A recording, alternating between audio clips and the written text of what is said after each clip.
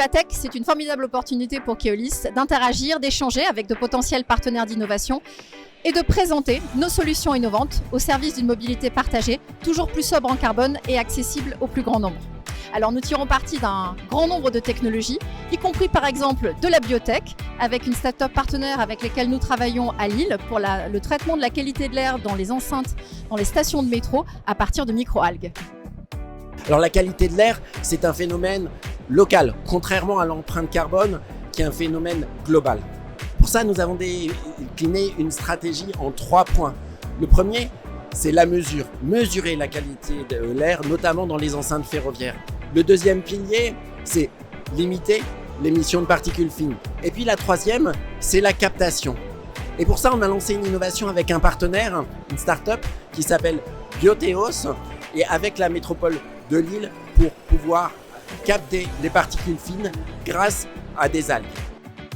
Alors chez Bioteos, ce que nous faisons, c'est de la purification de l'air avec des algues microscopiques. Des algues microscopiques qui sont capables d'utiliser certains polluants atmosphériques pour se développer. Nous avons donc mêlé nature et technologie pour créer un filtre biologique que nous avons pu tester dans le métro de Lille en mars 2022 en partenariat avec la métropole européenne de Lille.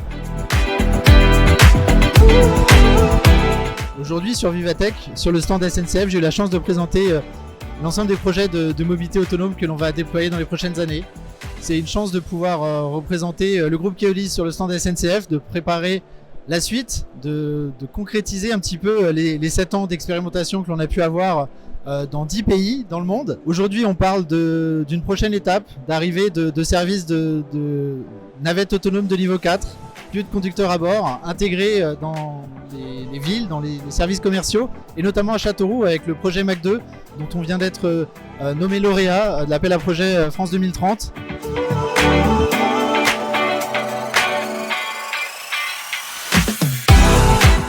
En direct de Vivatech, où j'ai eu le plaisir et la chance de présenter notre solution Pattern CO2, qui permet en fait une mesure dynamique de l'empreinte carbone des mobilités.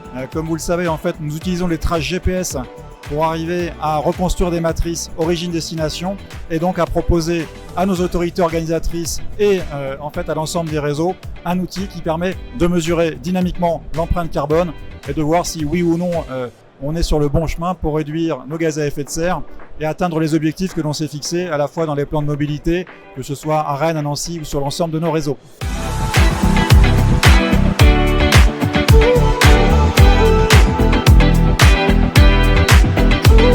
Vous savez sans doute que 80% des fragilités sont invisibles. Et il est important pour nous de travailler à chaque étape du parcours passager. Depuis la préparation du voyage, en passant par l'accessibilité au point d'arrêt et l'accessibilité pendant notre voyage. Et c'est pour ça qu'on vous présente une innovation qu'on a réalisée avec une start-up qui s'appelle EasyMob sur le territoire de Besançon avec une intelligence artificielle.